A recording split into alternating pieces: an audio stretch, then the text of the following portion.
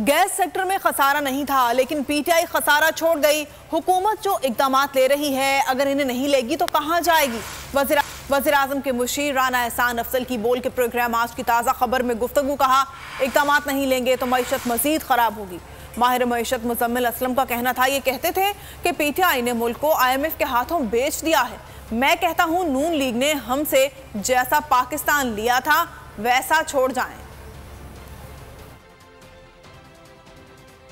अभी जो हम दे रहे हैं, अगर वो हम ना लें तो फिर हम किस तरफ जाते हैं। आपका गैस का सेक्टर था, उसमें कोई खसारा नहीं था 72 सालों में, उसमें 1400 अरब का खसारा पीटीआई छोड़ के चलेगी। आज IMF के जो मुआहदे हैं, ये हमने तो नहीं किए हुए मुआहदे, ये हमारे किए हुए मुआहदे तो नहीं है, ये मुआहदे तो वो है जो पीटीआई ने किए। आप जो है ना, खुदा के वास्ते जहां से हमसे चीजें ली थी ना, वहां पे ला के खड़ा करते हैं पाकिस्तान।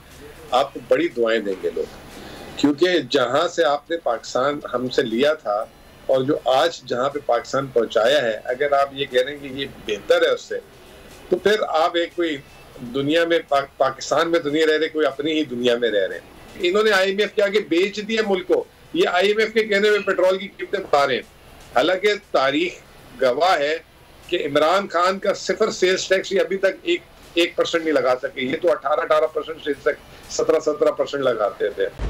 खूने नाहक बहुत पी चुकी ये जमीन, अब कोई दिन में ये खून उगलने को है।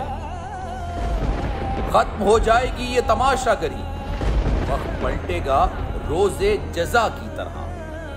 ये जो पेशावर में ताजा लहू है बहा, एक क़यामत करेगा फलक पर बपा।